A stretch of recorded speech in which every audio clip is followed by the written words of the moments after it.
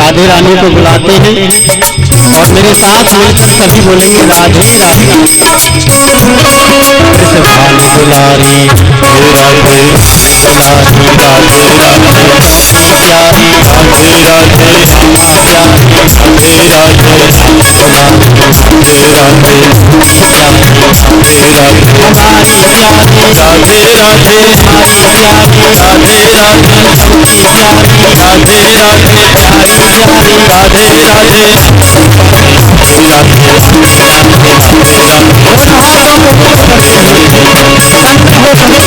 राधा रानी को बुलाएंगे।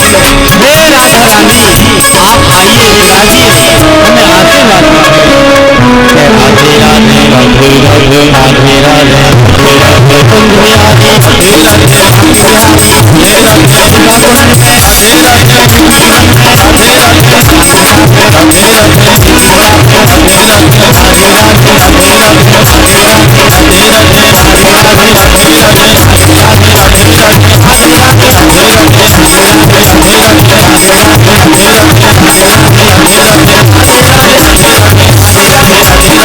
राधे राधे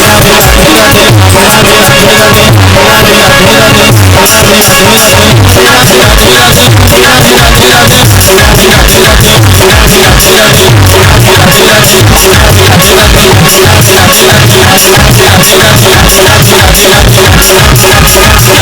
राधे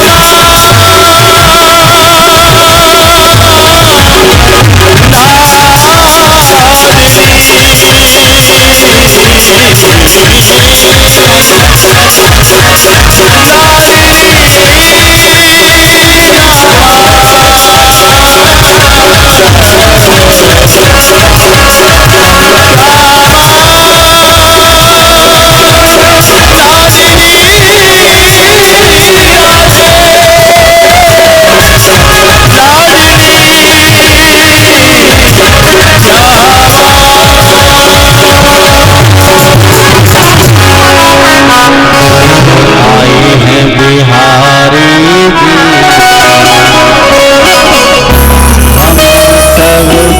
स्वागत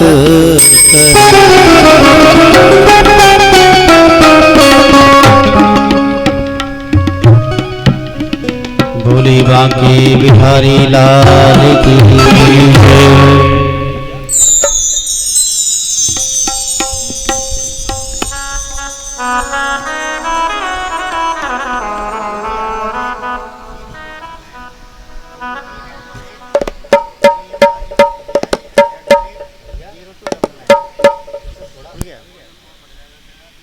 एक तो इसकी माइक का वॉल्यूम बढ़ा दो थोड़ा सा, है ना? हाँ और हाँ। हेलो श्री राधे। वसुदेव सुतं देवं कंस चारूण मर्दनम देवकी परमानंदम कृष्णं वंदे जगद्गुरु। परम मंगलमय परात्पर अखिलेश्वर श्री बालकृष्ण भगवान श्रीमद् भागवत महापुराण के श्री चरणों में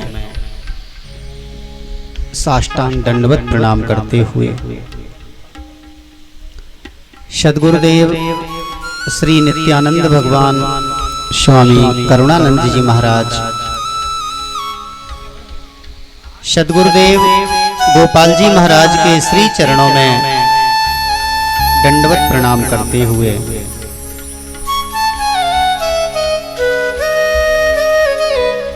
श्री राघवेंद्र सरकार, श्री हनुमान जी महाराज, श्री शंकर भगवान, इष्ट देवता, पितृ देवता, कुल देवता, ग्राम देवता, स्थान देवता, वास्तु देवता, श्री नवग्रह मंडल स्थापित समस्त देवताओं के श्री चरणों में दंडवत प्रणाम करते हुए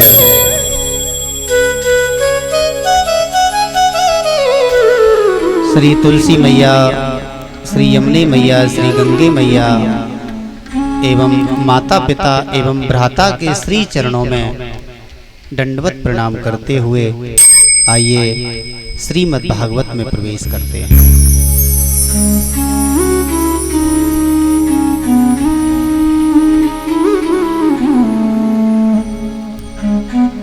देखिए भगवत प्रेमियों, आज हमारा बहुत बड़ा सौभाग्य जो हमें और आपको श्रीमद् भागवत कथा सुनने को प्राप्त हो रही है।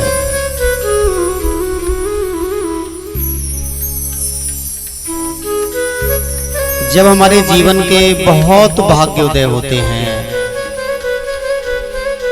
तभी हमको ऐसा अवसर प्राप्त होता है। भाग्योदयेन बहुजन्म समर्जितेना सत्संगम च लभते पुरुषौ यदावे अज्ञान हेतु कृत मोह मधांधकारनाशम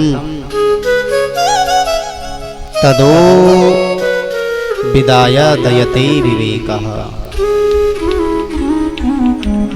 एक जन्म नहीं, दो जन्म नहीं, यहाँ पर व्यास जी ने बहुवचन का प्रयोग किया है। भाग्योदयेन बहुजन्म, जब हमारे जीवन के बहुत जन्मों के भाग्योदय होते हैं, भाग्योदयेन बहुजन्म समर्जितेना सत्संगम च लभते पुरुषौ यदावे। जब हमारे जीवन के बहुत जन्मों के भाग्योदय होते हैं तब ही हमको ऐसा अवसर प्राप्त होता है।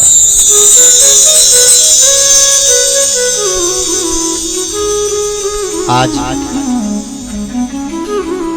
इस गांव के ऊपर, आसपास जितने भी गांव हैं, जितने भी भक्त हैं, सबके ऊपर परमात्मा की विशेष कृपा हुई और बहुत बड़ी विशेष कृपा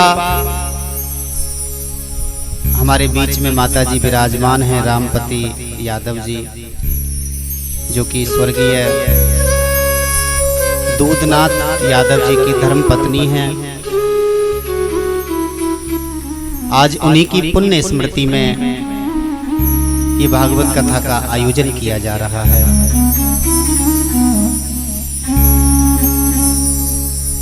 इनके दोनों पुत्र श्री ब्रजेश यादव जी, श्री विजेंद्र कुमार यादव जी, इनकी चारों बेटियां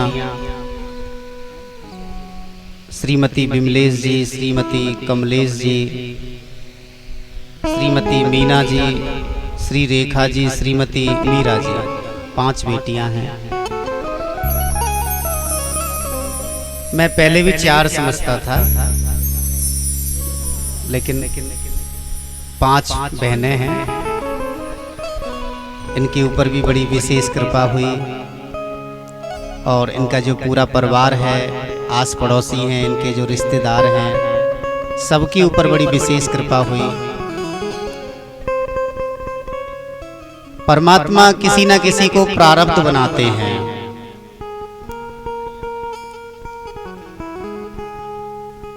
ये जो भागवत कथा है आज से 2 वर्ष पहले होने वाली थी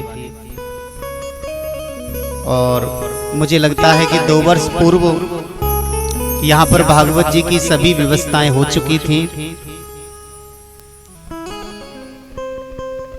लेकिन आप सब जानते हैं कि जो महामारी कोरोना जिसने पूरी दुनिया को अस्त व्यस्त कर रखा है, उसके कारण ये कार्यक्रम आगे के लिए रद्द किया गया। लेकिन मेरी मान्यता तो ये है कि उस समय पर जब हम भागवत कथा का आयोजन कर रहे थे, केवल भागवत जी ही होती, लेकिन 2 वर्षों में भागवत जी ने हमारे ब्रजेश यादव जी, विजेंद्र यादव जी दोनों भाइयों की बुद्धि में एक ऐसा विचार पैदा किया, एक ऐसी बुद्धि प्रदान करी भगवान ने कि इनके कर कमलों के द्वारा यहाँ पर पंचमुखी हनुमान जी की स्थापना होने जा रही है।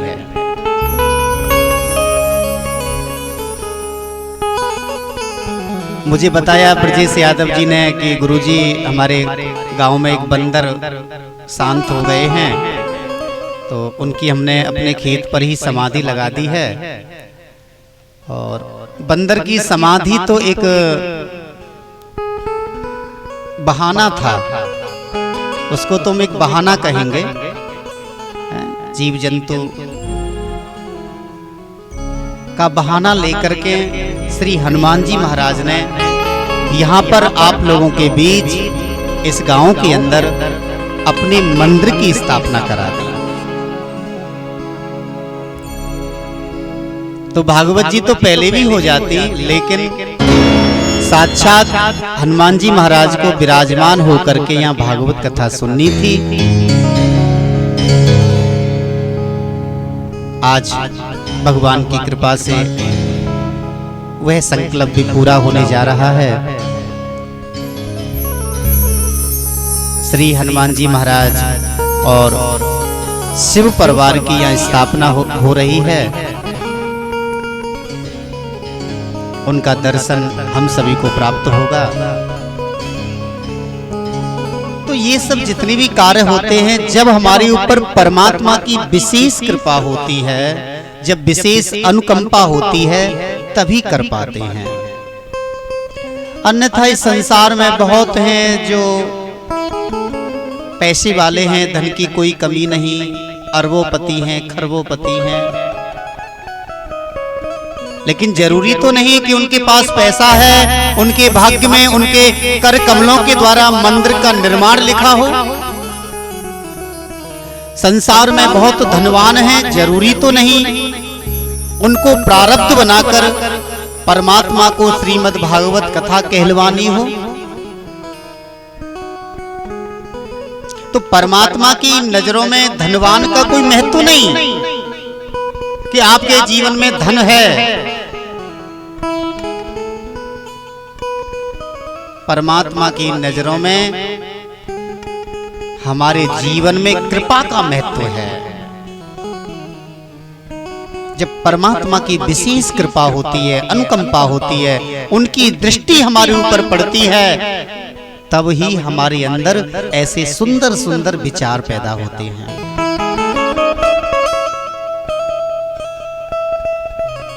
परमात्मा की विशेष कृपा हुई इस परिवार के ऊपर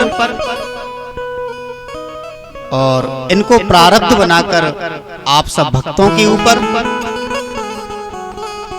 और भागवत जी को प्रारब्ध बनाकर हमारे और हमारे साथ में आए हुए जो विप्रवर हैं, इनके ऊपर एक विशेष कृपा हुई, जो हम सब मिलकर यहाँ भागवत कथा का गुणानुवाद सुनेंगे, उनकी कृपा को प्राप्त करेंगे।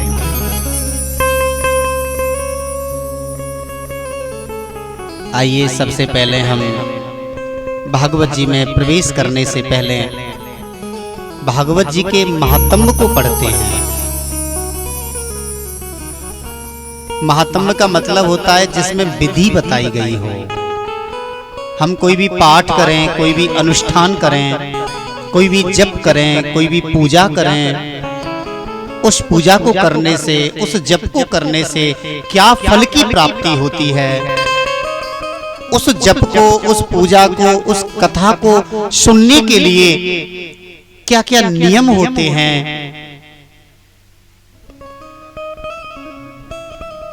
इन सब की जो जानकारी हमें प्रदान करता है उसे महात्म्य कहते हैं। श्रीमद् भागवत जी का जो महात्म्य है यह स्कंद पुराण में से लिया गया है।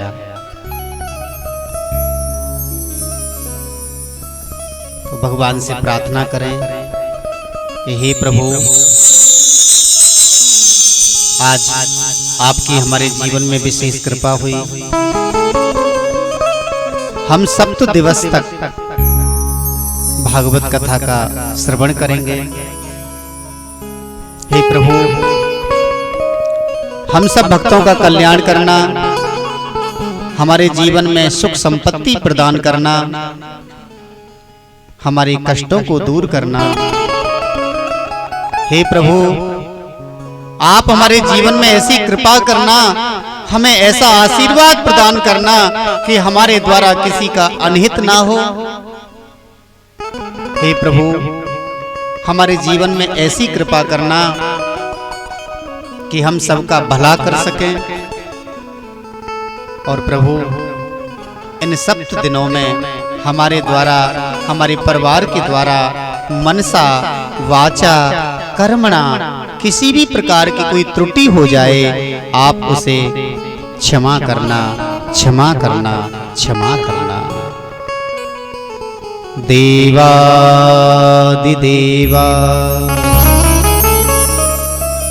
प्रभु वासुदेवा, मानो नयाभि दासंच सेवा, अपराध केले तरवालिकानी, क्षमा करामी प्रभु मावुलीनी। हे प्रभु, हमें क्षमा करना, क्षमा करना, क्षमा करना।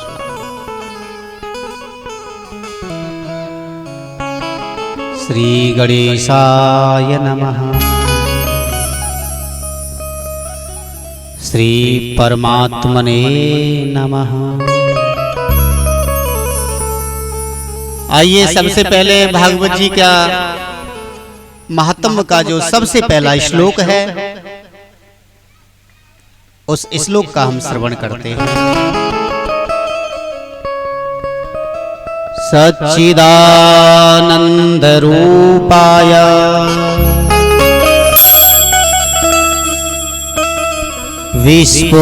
विश्वोत्पत्त्यादि हेतवे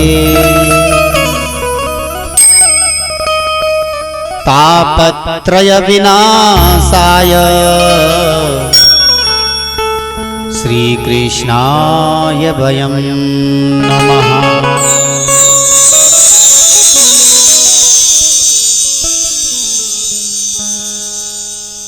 सच्चिदानंद रूपाय विश्वोत्पत्त्यादि हेतवे तापत्रय विनाशाय श्री कृष्णाय वयं नमः। हम उन्हें प्रणाम करें जो सच्चिदानंद रूप हैं। भगवत प्रेमियों, श्रीमद् भागवत कथा के महात्म्य के आरंभ में भगवान के नाम से कथा प्रारंभ हुई है। सच्चिदानंद रूपाय। ये पूरी दुनिया नाम रूप से बनी हुई है। नाम रूप की इस दुनिया में प्रधानता है। हम सब नाम रूप के जगत में रहते हैं।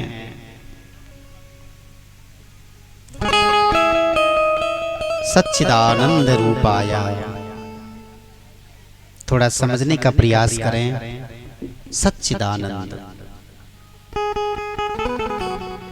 हम यदि संधि विच्छेद करेंगे तो सत धन चित धन आनंद, सत चित और आनंद। अब वह सत्य क्या है? हम कहते किसको है सत्य? क्या राम जी को सत्य कहें? क्या कन्हैया को सत्य बोलें? भोले बाबा को सत्य के नाम से पुकारें? वो सत्य क्या है? उसका रूप क्या है? उसका आकार क्या है?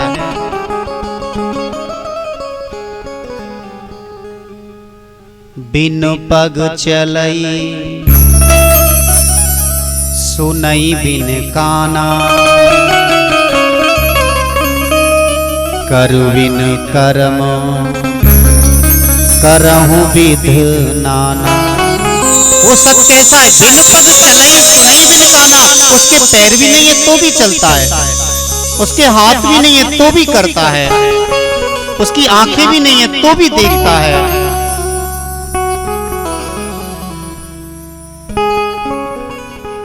उसका ना कोई रूप ना कोई आकृति, वो प्रत्येक जीव के अंदर समाहित है। आनन रहित सकल रस भोगी, बिन वाणी वक्ता बड़ जोगी। उसके जीवन में जिह्वा भी नहीं है तो भी वो जो 6 रस होते हैं उनका स्वाद लेता है। हमारे भोजन के 6 रस होते हैं, आप सब जानते होंगे। मीठा, नमकीन,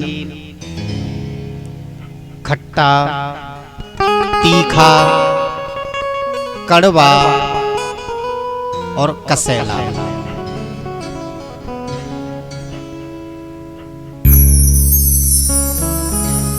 ये 6 प्रकार के रस होते हैं। तीखा अलग होता है, नमकीन अलग होता है, कड़वा अलग होता है, कसेला अलग होता है।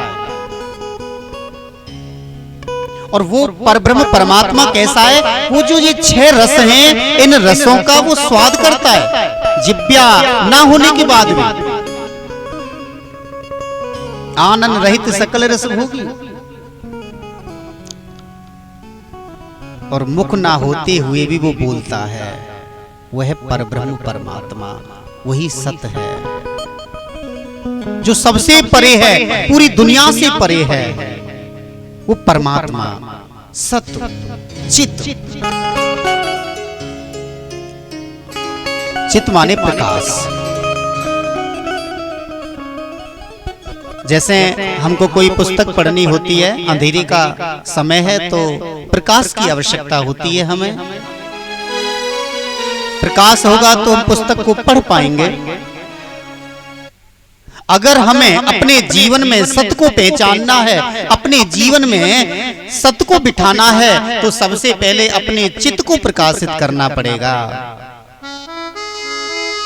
चित्त हमारे अंदर है। मन, चित्त, अहंकार, बुद्धि, ये 4 प्रकार की प्रवृत्ति होती हैं। जब हम संसार का चिंतन करते हैं, बाह्य चिंतन करते हैं, उसे मन कहते हैं। जब हम आंतरिक चिंतन करते हैं उसे चित्त कहते हैं।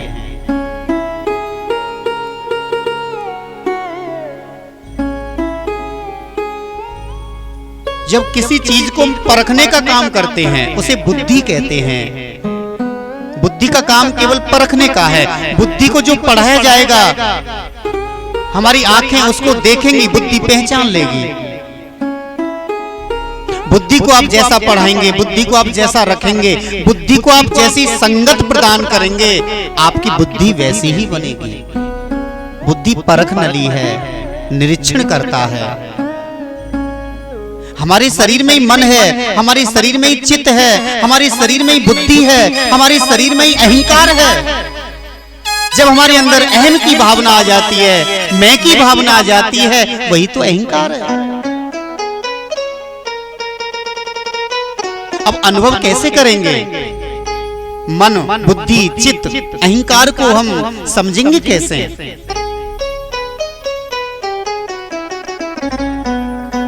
मन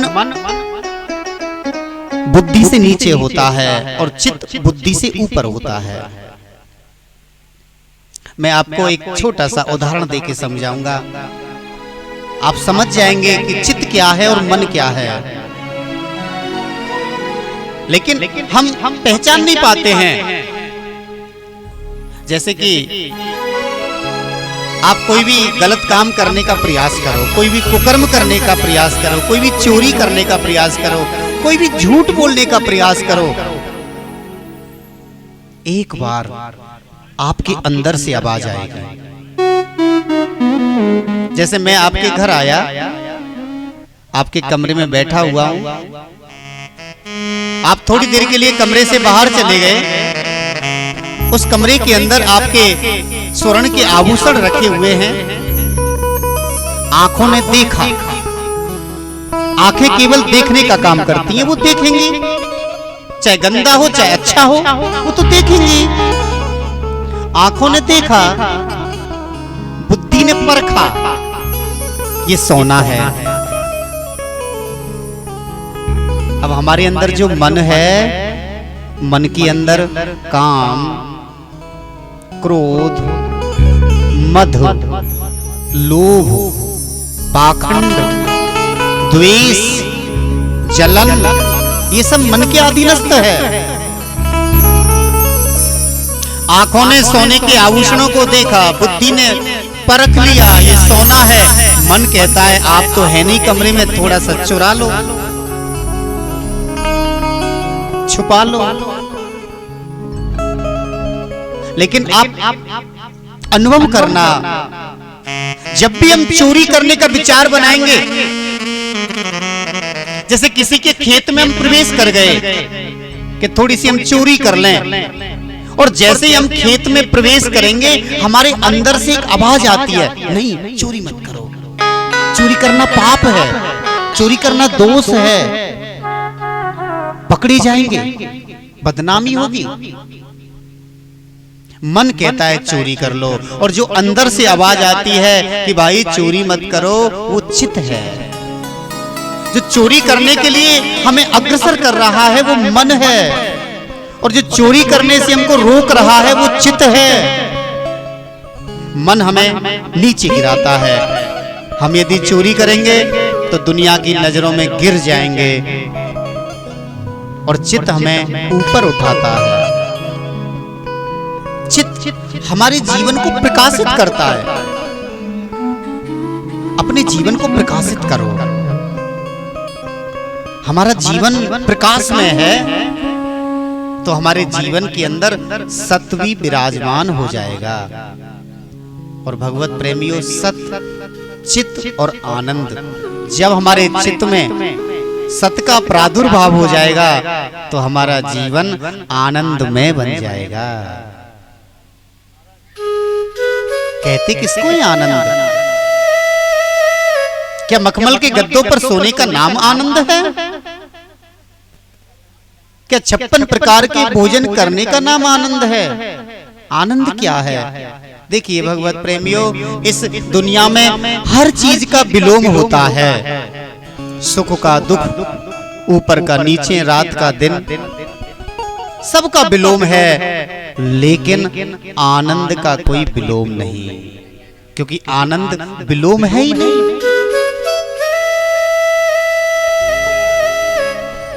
मजा गृहस्थ जीवन में प्राप्त होता है, सुख शरीर को मिलता है और आनंद आत्मा को मिलता है।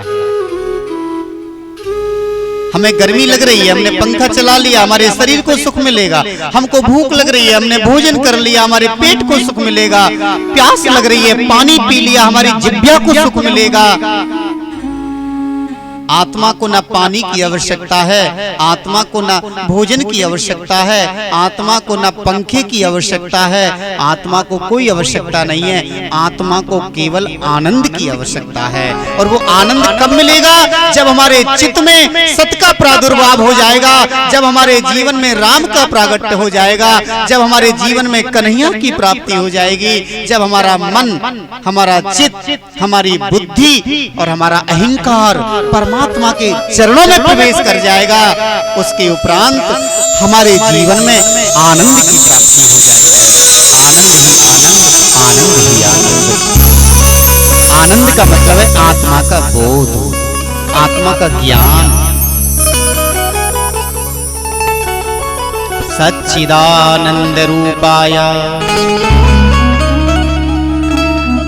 वो परमात्मा कैसा है? सत्य चित आनंद, विश्वोत्पत्त्यादि हेतवे, जो कि विश्व का पालन करता है। तापत्रय विनाशाय, तीनों प्रकार के तापों को जो नष्ट करता है, जिसका स्मरण करने से, जिसका मनन करने से दैहिक दैविक भौतिक तीनों ताप समाप्त हो जाते हैं। ऐसे कृष्ण भगवान को हम बार बार प्रणाम करते हैं, बार बार प्रणाम करते हैं। बोली कृष्ण भगवान की जय।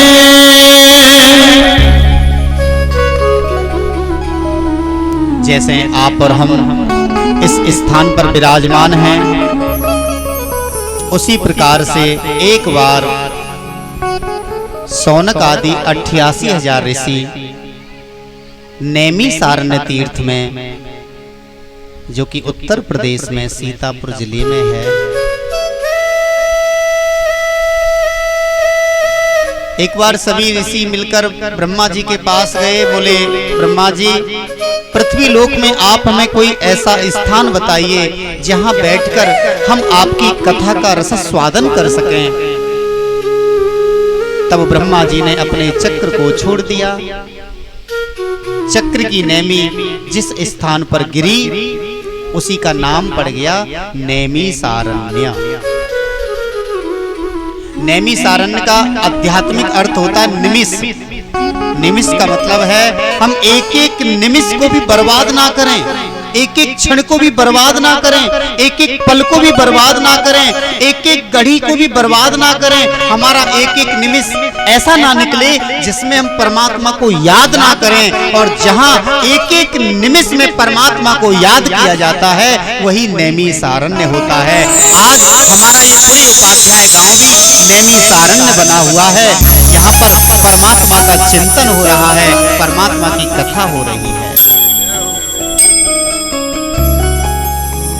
सौनकादि 88,000 ऋषि विराजमान हैं। इतने में क्या हुआ? श्री सूत जी महाराज का आगमन हुआ। श्री सूत जी महाराज को देखकर सभी ऋषिगण खड़े हो गए, उनको उच्च सिंहासन पर विराजमान किया। अब सूत जी मन में विचार करने लगे, इन ऋषियों के मध्य में मैं सबसे कम उम्र का हूं।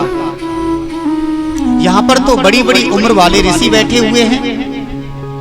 कई ऋषि तो ऐसे हैं जिन्होंने अपने जीवन में चारों युगों को देख लिया। कई ऋषि तो ऐसे हैं जिनकी 1000 साल की उम्र है, और मैं केवल 20 वर्ष का। श्री सूत जी महाराज ने सौनक जी से प्रश्न कर लिया। बोले सौनक जी, आप सब मुझे प्रणाम क्यों कर रहे हैं? मैं तो उम्र में बहुत छोटा हूं। तब सौनक जी हाथ जोड़कर कहने लगे, भगवान, धन वृद्धा बल वृद्धा आयु विद्या स्ततेव च ते सर्वे अपज्ञान वृद्ध्याश्च किंकिरा शिष्य किंकरा। बोले भगवान, कोई धन में बड़ा होता है, कोई बल में बड़ा होता है, कोई आयु में बड़ा होता है, कोई ज्ञान में बड़ा होता है। और भगवान जो ज्ञान में बड़ा होता है वह सबसे बड़ा बताया गया है। आप उम्र में छोटे हैं तो क्या हुआ, ज्ञान में तो आप बहुत बड़े हैं। प्रभु, हमारे जीवन में कृपा करो, हमें कोई ऐसा साधन बताओ जो हमारा मन प्रभु के चरणों में लग जाए, कृष्ण की हमें प्राप्ति हो जाए। एक बात बताएं भगवत प्रेमियों, संत का क्षण और अन्न का कण कभी बर्बाद मत करो। हमारी थाली में जितना भोजन आ जाए उसे संपूर्ण करो। जो व्यक्ति अपनी थाली में भोजन छोड़ते हैं वो अन्न का अपमान करते हैं।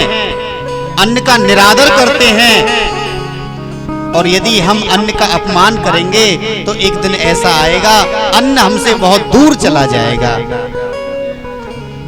बहुत दूर चला जाए। आप रोजाना किसी का अपमान करो, वो कब तक आपके पास रहेगा? सोचेगा ये तो मेरा रोजाना अपमान करता है। अब कई भक्तों की आदत होती है थाली में लेते जाते हैं, लेते जाते हैं, लेते जाते हैं, फिर खाया नहीं जाता, छोड़ देते हैं।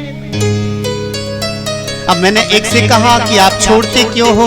बोले महाराज जी गाय को खिला देते, बच जाता है तो कुत्ते को खिला देते। अरे भाई उनको झूठा खिलाओगे? गाय को एक तरफ आप मां मानते हो, दूसरी तरफ झूठा खिलाते हो, क्या पूजा हुई गाय की? अगर गौ मां को खिलाना है तो शुद्ध बना करके खिलाओ, अपनी झूठी थाली का गौ माता को क्यों खिलाएं? प्रयास करो अन्न का एक भी दाना नाली में ना जाए, अन्न का हम सम्मान करें। थाली में उतना ही भोजन लो जितना हम कर सकते हैं, अन्न का अनादर ना करें। और कभी भी संत के पास जाकर फालतू के प्रश्न मत करो, संत के पास जाकर तर्क मत करो। ये मत पूछो कि फलाने का नाम क्या था, उस ऋषि का नाम क्या था, उस ऋषि की संतानें कितनी थी। कभी कभी हम संतों के पास जाकर ऐसी बहस करने लग जाते हैं, किसी किसी कथा के बारे में बहस करने लग जाते हैं। ये तो पुराण है, सभी पुराणों में भिन्न भिन्न प्रकार की कथाएं हैं, और हर अनंत हर कथा अनंत, हर कल्प में परमात्मा की कथाएं भिन्न भिन्न प्रकार से गाई गई हैं।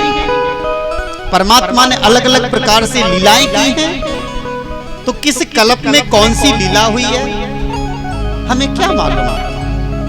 संत के पास जाकर कभी फालतू का प्रश्न मत करो कि महाराज राजा दशरथ का जन्म कैसे हुआ, महाराज उसके बेटा का नाम क्या था, उसके फलाने का नाम क्या। ये सब कुतर्क हैं। संत के पास जाकर तो केवल एक प्रश्न करो, भगवान हमें गोविंद की प्राप्ति कैसे होगी, हमें कन्हैया की प्राप्ति कैसे होगी, हमारे जीवन में शांति का प्रादुर्भाव कैसे होगा, हम अपने जीवन को धन्य कैसे करेंगे। सौनक जी ने प्रश्न किया कि भक्ति ज्ञान विराग आपको विवेका वर्धितो महान, माया मोह निरासच्च वैष्णवे क्रियते कथा।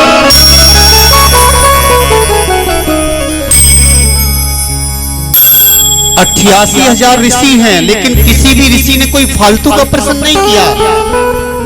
सभी ऋषियों ने केवल एक प्रश्न किया कि प्रभु इस संसार में, इस कलयुग में, इस कलिकाल में हमें परमात्मा कैसे प्राप्त होंगे। जय हो।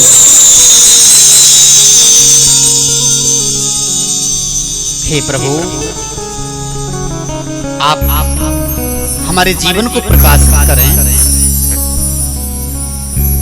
श्री सूत जी महाराज बोले कि हे सौनकादि ऋषियों, आपने जन कल्याण के लिए प्रश्न किया है, आपका तो कल्याण होगा ही, लेकिन आपके प्रश्न में जन कल्याण छिपा हुआ है, और जो जन कल्याण के बारे में सोचता है वही तो संत है। अपने लिए तो हर कोई सोच सकता है, लेकिन सूत जी महाराज ने तो जन कल्याण के लिए प्रश्न किया कि कलयुग में मनुष्य को प्रभु की प्राप्ति कैसे होगी। क्योंकि सतयुग में हम लोग बड़े बड़े अनुष्ठान किया करते थे, तपस्या किया करते थे, त्रेता युग में भी, द्वापर युग में भी, लेकिन कलयुग में कृष्ण की प्राप्ति कैसे होगी। प्रभु आप हमें बताइए। तब श्री सूत जी महाराज बोले कि हे ऋषियों, बड़ा सुंदर प्रश्न किया है आपने, हमारा जीवन क्या है कि काल व्याल मुखग्रास त्रास निर्णास हेतवे श्रीमद्भागवतो शास्त्रम्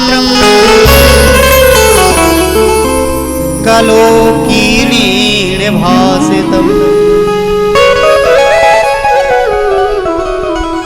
ध्यान देना भगवत प्रेमियों, सूत जी महाराज कह रहे हैं कि हे शौनकादि ऋषियों, हमारा जीवन क्या काल व्याल मुख ग्रास त्रास निर्नाश हेतवे। जैसे अजगर ने अपने मुंह को खोल लिया और हम उसके मुंह में बैठ गए। अब हमारा जीवन कब तक सुरक्षित है? जब तक अजगर का मुख खुला हुआ है। जैसे ही अजगर अपने मुंह को बंद करेगा, हमारी सांस अवरुद्ध हो जाएगी, हम समाप्त हो जाएंगे। तो हम सब अजगर रूपी काल की काल व्याल मुख ग्रास त्रास निर्नाश हेतवे, उस अजगर रूपी काल के ग्रास बने हुए। जैसे हम रोटी का ग्रास हाथ में लेते हैं, वो कब तक दिखाई दे रहा है? जब तक वो हमारे मुंह में नहीं गया। जैसे ही ग्रास हमारे मुख में जाता है, ग्रास समाप्त हो जाता है। यही तो हमारा जीवन है। कोई भरोसा नहीं जीवन का, कब क्या हो जाए। अभी हम कथा सुना रहे हैं, कहो तो कल नहीं सुना पाए, क्या भरोसा? कोई भरोसा नहीं है। क्या भरोसा है इस जिंदगी का, साथ देती नहीं ये किसी का। क्या भरोसा इस जिंदगी का, साथ देती नहीं ये किसी का। क्या भरोसा है इस जिंदगी का, साथ देती नहीं ये किसी का। क्या भरोसा साथ रुक जाएगी चलते चलते, साथ रुक जाएगी चलते चलते। क्षमा बुझ जाएगी चलते चलते, साथ रुक जाएगी चलते चलते। क्षमा बुझ जाएगी चलते चलते।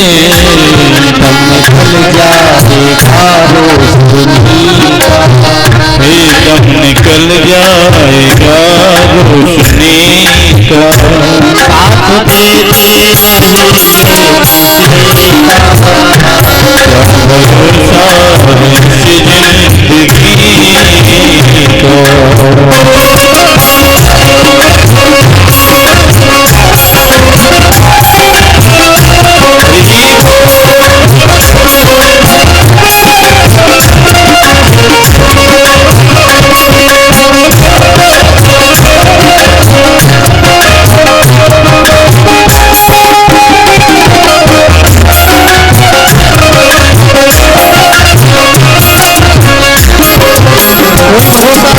प्रेमियों, हम बड़ी बड़ी प्लानिंग करते हैं, कल वहां जाऊंगा, कल ये करूंगा, बड़ा सा मकान बनवाऊंगा, बड़ी सी गाड़ी खरीदूंगा।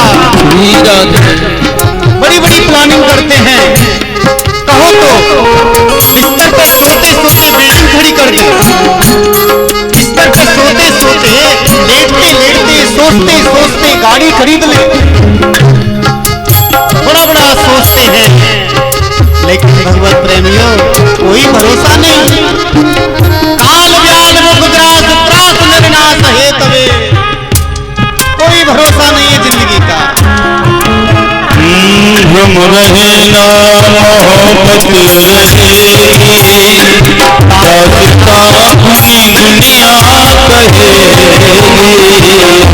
रहे ना मोहब्बत रहेगी,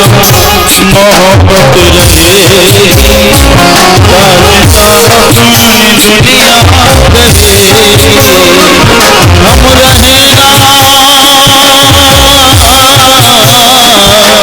रहे ना मोहब्बत रहेगी, दास्तां पूरी दुनिया कहेगी।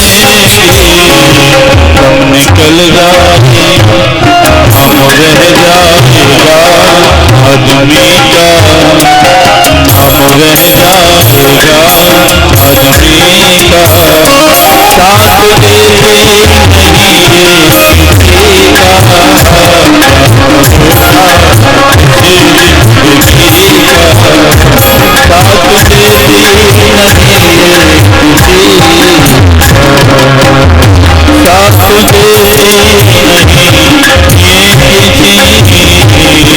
ये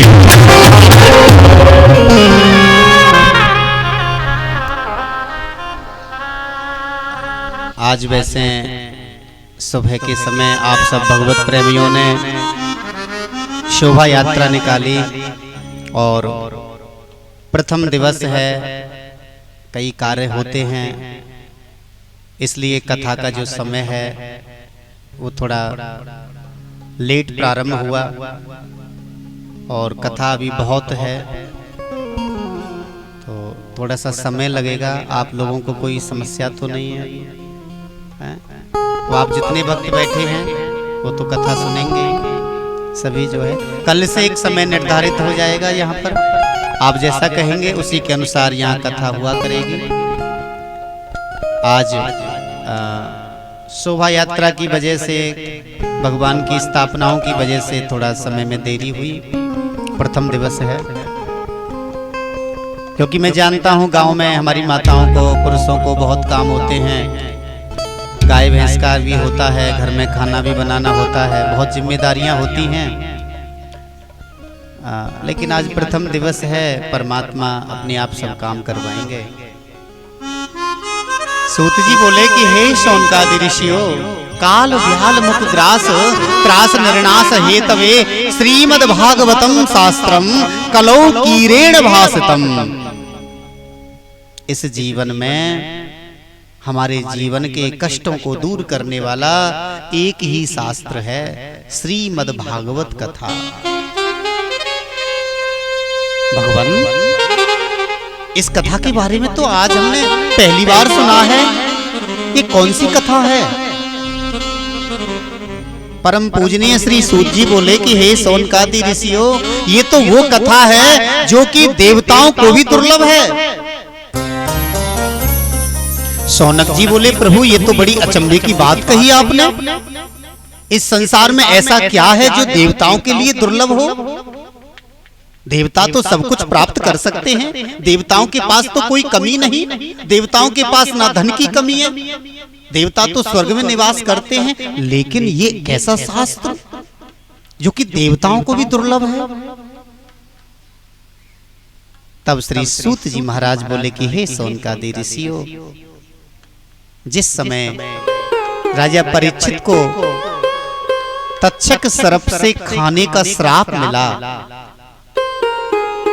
तब परम पूजनीय श्री सुखदेव जी महाराज राजा परीक्षित के पास भागवत कथा सुनाने के लिए पहुंचे।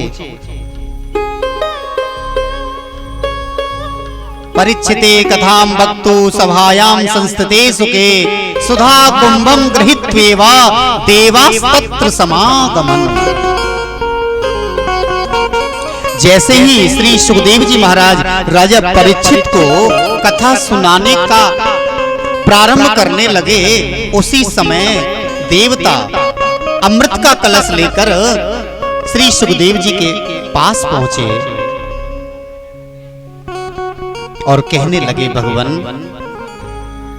कि एवं विनिमयो जातो सुधा राज्ञा प्रपीयता प्रपश्यामो वयं सर्वे श्रीमद् भागवतामृतम्। प्रभु, राजा परीक्षित को 7 दिन में मरने का श्राप मिला है। भगवान, ये जो अमृत का कलश है ये आप राजा परीक्षित को पिला दीजिए, राजा परीक्षित अमर हो जाएंगे और इसके बदले में आप हमें भागवत कथा सुना दीजिए। श्री सुखदेव जी ने टेढ़ी नजर से देवताओं को देखा, बोले ये देवता, ये तो सौदा करने आए हैं, सौदागर बन के आए हैं और भागवत जी का मैं सौदा करूंगा ना, बिल्कुल ना।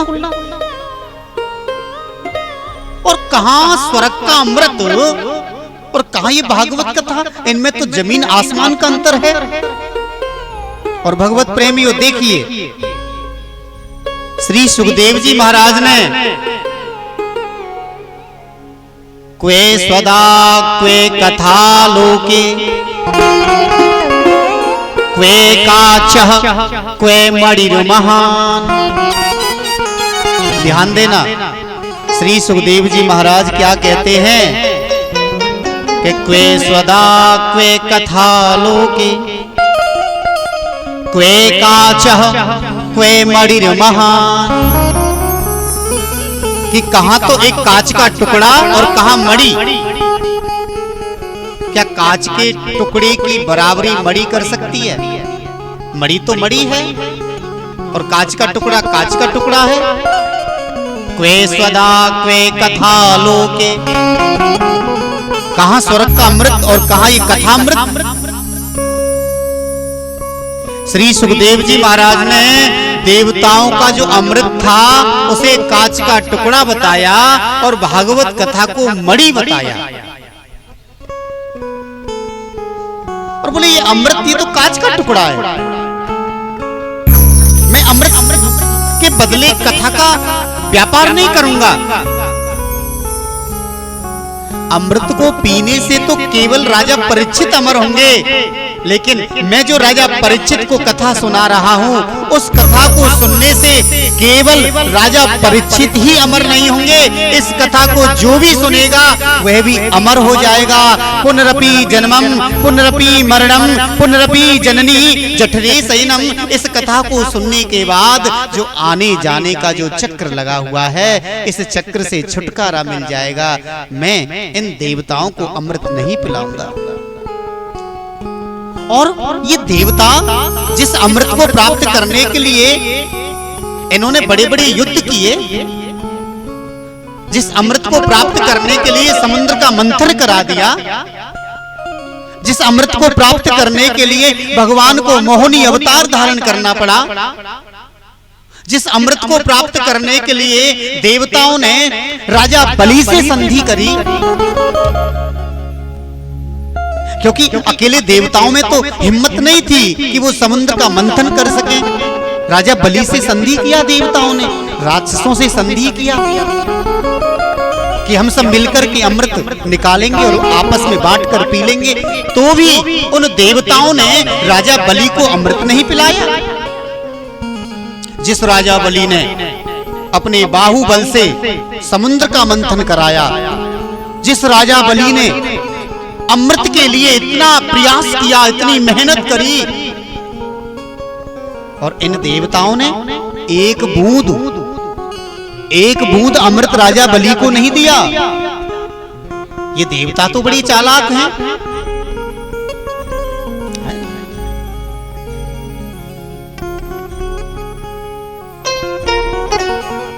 अमृत के लिए तो इन्होंने गरुड़ से युद्ध किया। जो नागों की माता थी कद्रु और गरुड़ की जो माता थी विनीता, दोनों में एक बार बहस हो गया। कद्रु कहने लगी कि सूर्य के जो घोड़े हैं वो काले हैं, विनीता कहने लगी नहीं सफेद हैं। बोले चलो देखते हैं। अब कद्रु ने क्या किया, अपने जो नाग पुत्र हैं उनसे कहा जाओ घोड़ों से लिपट जाओ। काले नाग होते हैं, नाग घोड़ों से लिपट गए। अब घोड़े काले दिखाई दिए। कद्रु कहने लगी विनीता देखो सूर्य के जो घोड़े हैं वो काले हैं, वो सफेद नहीं है, तुम्हें मेरी दासी बनना पड़ेगा। विनीता को दासी बना लिया। जब गरुड़ को मालूम पड़ा कि मेरी माँ दासी बनी हुई है, तो कद्रु से कहा कि आप भी तो मेरी माँ हो, आप मेरी माँ को दासी से मुक्त कर दीजिए। तब कद्रु कहने लगी गरुड़ जी यदि आप स्वर्ग से अमृत लेकर के आएंगे तो मैं तुम्हारी माँ को दासी से मुक्त कर सकती हूँ। गरुड़ भगवान पहुंच गए स्वर्ग में देवताओं के पास, मुझे अमृत चाहिए। देवताओं ने युद्ध किया, गरुड़ को अमृत नहीं दिया। और ये देवता इस अमृत के कलश को लेकर यहाँ आ गए हैं कि आप इस अमृत को राजा परीक्षित को पिला दो और इसके बदले में हमें कथा सुना दो। बोले ना, मैं कभी नहीं सुनाऊंगा। मैं सुना भी देता, जैसे और लोग आए हैं शांति से बैठे हैं कथा सुनने, बड़े बड़े ऋषि बड़े बड़े महात्मा यहाँ विराजमान हैं, देवता भी आते चुपचाप बैठ जाते कथा सुन लेते, लेकिन नहीं, ये तो सौदागर बन के आए हैं, ये तो मोल भाव कर रहे हैं भागवत जी का। अरे भागवत जी कोई किताब है, भागवत कोई पोथी है, भागवत कोई पुस्तक है जिसका मोल भाव किया जाए। और सूत जी बोले कि हे सौनकादि ऋषियों, देवताओं को अभक्त समझा और देवताओं के लिए श्री सुखदेव जी महाराज ने कथा नहीं सुनाई। राजा परीक्षित इस कथा को सुन के धन्य हो गए, मुक्त हो गए। देवता पहुंचे ब्रह्मा जी के पास,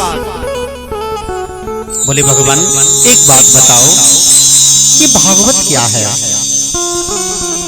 ब्रह्मा जी कहने लगे कि देवताओं, ये जो भागवत है ना, ये मुझे भगवान विष्णु ने प्रदान करी थी। सबसे पहले भागवत जी को भगवान विष्णु ने ब्रह्मा जी को सुनाया, ब्रह्मा जी ने उसी भागवत को पुत्र नारद के लिए सुनाया और नारद जी ने वही भागवत व्यास जी महाराज को सुनाई, जो केवल 4 श्लोकों में थी। और व्यास जी महाराज ने उन्हीं 4 श्लोकों को 18,000 श्लोकों में बदल दिया। ये वही तो भागवत है। देवता बोले, अच्छा ये क्या इतना बड़ा ग्रंथ है जो कि सुखदेव जी ने अमृत को ठुकरा दिया? हम तो नहीं मानते हैं, हमें तो परीक्षा लेनी है। ब्रह्मा जी ने अपने ब्रह्मलोक में तराजू मंगाया जी, एक तराजू में धार्मिक सभी ग्रंथों को रख दिया और दूसरे पल्ले में भागवत जी को रख दिया। तोला जा रहा है, देवता देख रहे हैं, एक पल्ले में धर्म के सभी ग्रंथ रखे हुए हैं, दूसरे पल्ले में भागवत जी रखी हुई हैं। और भगवत प्रेमियों, क्या हुआ कि सब साधन तो रह गए हल्के, पलना झुका कथामृत का। सब साधन तो रह गए हल्के, कथा झुका कथामृत का। सब साधन तो रह गए हल्के, पलना झुका कथामृत का। सब साधन तो